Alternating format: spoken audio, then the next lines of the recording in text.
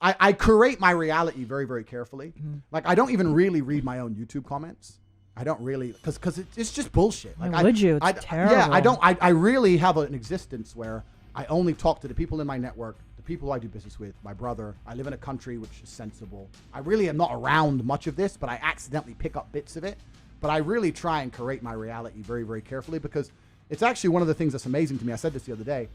Everybody understands that you're the sum of the 5 people you spend the most time with. Everybody understands that. Dan Pena. Everybody understands that. But they understand that and still hang around with fucking losers. True. It's like, is that not the ultimate mark of being a dumbass? If you understand that that's the truth and you don't curate your friendship and curate your reality, yes, then you're a loser. I had a guy join the War Room the other day, my private network, and he joined, and we have multi-millionaires in there, we have a billionaire in there. I bought a Bugatti purely to add Bugatti owners to my network, so we have Bugatti owners in there. We have guys connected to the point where I can't even say he on YouTube, right?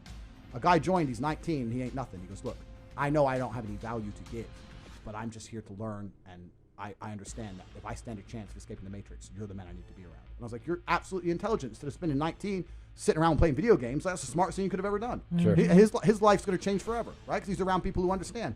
So all the people out here who sit there and go, yeah, you're the sum of the 5 people you hang around with the most, yeah, and then go hang around with dickheads. You're an idiot. But most people are like that. Yeah.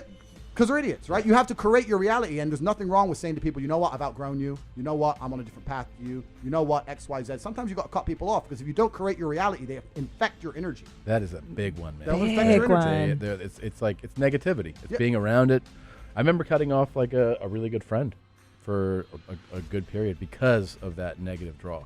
You know? 100%. Yeah. Because as much as I don't want to sound airy-fairy, I have noticed, I have a saying, and it's not a very remarkable saying, but I use it all the time, and that's dumb shit leads to dumb shit.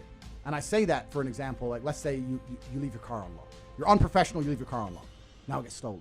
Now there's a police case. Now, dumb shit leads to dumb shit. So when I'm around people who do dumb shit or unprofessional things, or they're not smooth, or they don't get their shit right, or they're negative, I refuse, because it comes true. Yeah. It's like you make it true. If I hang around with your stupid ass long enough, all the stupid shit you're talking about is going to happen to me. Yeah. So it's like you speak it into existence. Yes. So I refuse to be around it. Dumb shit leads to dumb shit. Everyone I talk to is such a fucking winner that when I sit around, all I can do is accidentally win. Yeah. It's like, oh shit, bam, more money. Like all you can do is win when you're around winners. It's true. It's all you can do. So you have to be very, very selective, and you have to very, very carefully curate your reality. And that's why I created the War Room, because it's a global network, but you have to be global and you have to be online nowadays, because if you're a normal dude living a normal life, you're never going to meet winners in day-to-day life. Yeah. Because they're all slaves. Yeah. So you have to find that guy in Singapore who's a winner, those 2 guys in Dubai who's a winner, one in London. Like, it's hard now. Yeah. It's getting harder and harder. But yeah, I don't tolerate negativity around me. I refuse to tolerate. So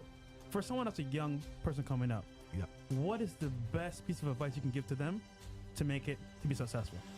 Right. So if someone were to say to me from absolute ground zero, how to get rich? All right, it's a good question. So I would say do 2 things. The first thing I would say you should do is develop a phone addiction.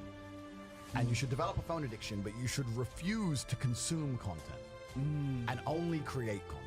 Genius. So it doesn't, I will say right here, right now, I have a genuine phone addiction. Me too. 9-10 hours a day screen time. Me too. I live on my phone. I'm on my phone. That's where the money is, that's where the pussy is. Facts. So where else am I going to be, right? I'm on my phone. You see me, I'm always just on my phone, right?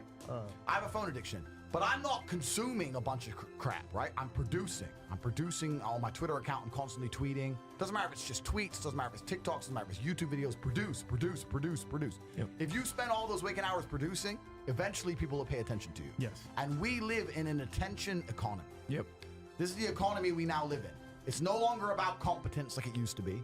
It's not even so much, it's about attention and it's about network. It's those 2 things. It's who you know and it's how many people pay attention to you. So if you develop a phone addiction and you refuse to consume and you only create, you'll start to attract attention sooner or later. And when you can do that, there's usually lots of different ways to monetize it.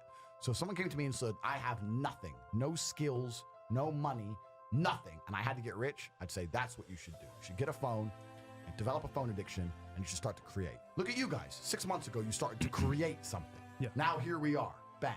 You have to create things in the world we live in. You have to create things. When you create things, you'll get attention, and you can always find a way to monetize attention. Jake Paul has monetized attention. Yes. That's all he's done. He hasn't made his money being the best boxer. He's monetized attention. You have to find a way for people to pay attention to you. From Vine to Instagram to YouTube. Yep. You know? Yep. And no, that's fantastic. Bro. Yeah, that's I never thought money. about that. Yeah. And networking is very powerful because once again, you might know one thing, but your buddy over here, he's smart at investing. He's smart at, Yeah. like for example, I feel like most guys are very ego-driven, and they think they know everything. No, you don't. Yeah. You're good at one thing. Let's say you're good at marketing. Your buddy's good at finance. You put that together, you got a team now, and that makes you grow. Yeah, and let's talk about network quickly because I run a network on CobraTate.com. There's the War Room, which is a network of mine. So networking is extremely important for a couple of reasons. If you were in a room with ice cream experts and all they talked about was ice cream, how to make it, how to store it, how to move it, the different flavors, the size of the cartons it's in, how much it costs to produce, if all they talked about was ice cream and you were in that room, sooner or later, when someone comes to you to ask you something about ice cream, you're going to know the answer. Yeah. But you're going to accidentally know some shit about ice cream. If you're in a room of people who only talk about money, do you understand what I'm saying? Yes. So you need to be around people who are about it. And the problem is with the people out here, everyone has a dream, but not many people have a plan. A dream and a plan are different things. When you say to guys, do you want to be rich? Yeah, I want to be rich. How will you get rich? One day, when a ship comes in. So you could have a dream with no plan. When's the last time something fantastic has ever happened on accident? When's the last time you've seen a big jacked dude and you say, hey man, how'd you get so jacked? And he goes, dunno, oops.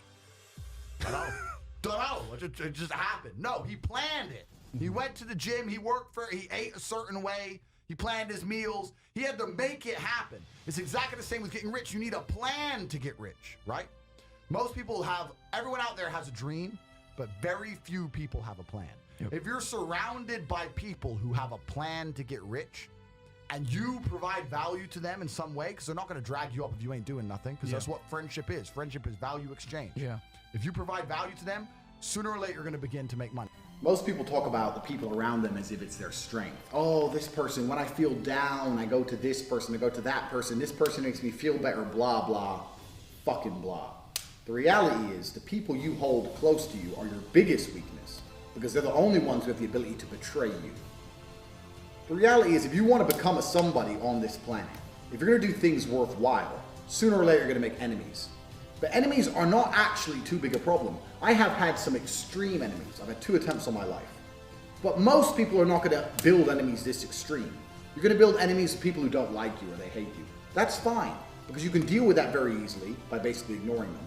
And you also know exactly what to expect from an enemy. An enemy's going to attack you, and you know how to deal with that. A friend, on the other hand, can betray you. And betrayal is much worse than an attack from an enemy for 2 reasons. One, it catches you by surprise. That's the first thing. And the second thing is your friend knows you well enough to know your weaknesses and knows exactly how to strike. If you ever watch 2 girls fall out, and girls are the worst for this because girls have less loyalty than men. If you ever watch 2 women fall out, the pretty one will start telling the ugly one she's ugly for the first time ever. Up until that argument, the pretty one's like, no, you're beautiful too, babe. We'll go out together. I can't believe he liked me and not you. That's weird. You're gorgeous. You're gorgeous. The second they start having an argument, she's like, yeah, well, you're fucking ugly anyway. And the hot one knows that's going to cut deep. It's going to hurt the ugly girl at her core. But it doesn't matter because that's how the betrayal goes. You aim for the weakest spot. You blindside them. And you know their weakness. You know exactly how to twist the screw. So the more friends you have, the more vulnerable you are. You're more vulnerable for betrayal. More people know your weaknesses. I'm not saying go through life and don't have friends. I'm saying if you're going to go through life and pretend everyone's your friend and throw your emotion and your loyalty out there to basically anyone you meet, untested individuals, eventually you'll be betrayed and you will find that betrayal is far worse than having an enemy. If I have the choice, if I meet 10 people and I have the choice of making them my friends or making them my enemy, to be honest with you, I have no problems making them enemies. I don't give a fuck. If I sit there and I don't see any genuine value, if I don't genuinely want to be your friend, then I don't give a fuck. Be my enemy. Come for me, attack me, insult me. I can deal with all that. I would much rather have 10 guaranteed enemies than 1 friend I'm not sure of. And I live by this code so strictly, everyone out here is watching this going, yeah, I keep a small circle, I keep a small circle. My circle is 1, and that's my brother. That's my fucking circle. 1 person. So that's how small a circle can be and should be if you want to be completely the guy who will actually die beside you, won't abandon you at the last minute. You're going to have one, maybe two people on this planet to pull that off. Nobody else. This is the third thing, and this is a very, very important thing, because I try and explain this to people, and they don't seem to understand it. So I'm going to make this very, very blunt. Nobody, absolutely nobody, gives a fuck about you as much as you're going to have to give a fuck about yourself. Nobody cares about you as much as they need to care to fix your life. Even your parents, even your friends, even all the people who think they care about you, they care about you. Yeah, sure, there may be 2 or 3 people on the planet who genuinely care about you. But nobody is going to come to your bed, drag you out of bed, fucking drag you to a job, force you to work hard, go and get you a hot bitch, and go and buy you a Ferrari. Nobody is going to do that for you. You are never going to have any of the things you want if you do not get them yourself. Nobody cares about you enough to do it for you. This is absolutely true. Personally, I'm an atheist. And when I say I'm an atheist, people seem to be a bit confused by this. I don't know why that surprises people, but I'm absolutely and utterly an atheist. And the reason I'm an atheist is because I believe that there is no grand plan. There's no God in the sky looking out for me. I don't believe that there's anyone here to save me on this planet or in the sky or anywhere else. I am me. I was born. I have maybe, if I'm lucky, 70, because I'm quite big. When you're physically large, you die sooner. 70 years of consciousness. And these years I experience, the only person who's going to make them fun and exciting and interesting, the only person who's going to make me happy and live a life that I want to live is me. Nobody's going to do it for me. No God has a plan for me. There's no one else who wakes up each day and goes, you know what? I want to make Andrew Tate's life better. I want to get him more pussy and more money. No one thinks that about me. No one thinks that about you either. Nobody thinks that about you. The only person who gives a shit about your life truly is you. And if you don't give a shit, then you're fucked. But point 2, get angry. You're going to start giving a shit very soon. And after you get angry, you need to realize that nobody is going to give you the things you want. It doesn't matter if Donald Trump is president or not. I'm a huge Trump fan, but it doesn't make a difference. No politician is going to make you rich. No one else is going to come along and say, I'm going to concentrate my effort on fixing your life. Nobody. You have to understand you are out here alone, absolutely alone.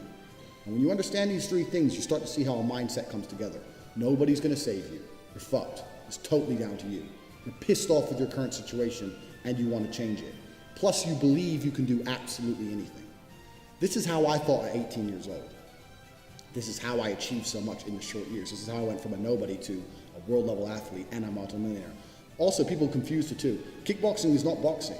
I made across my entire career in kickboxing maybe about 700,000.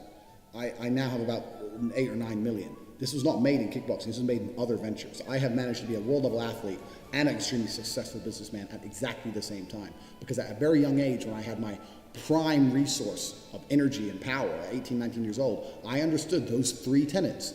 I believe I can do anything. I'm pissed off I don't have the life I want. And nobody else is going to give it to me. These are 3 things you need to understand. If any one of these elements is missing, you'll never have the right mindset. The G mindset will never formulate if any one of these elements is missing. All 3 are absolutely essential.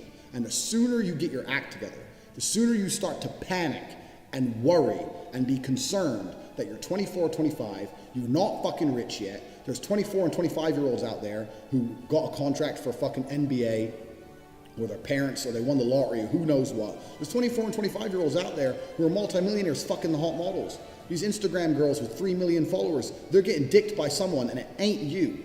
And that needs to piss you off. You need to get concerned, you need to get worried, you need, shit, I'm running out of time. You need to get some urgency in your life. Put these 3 things together is absolutely essential. This is the beginning of the G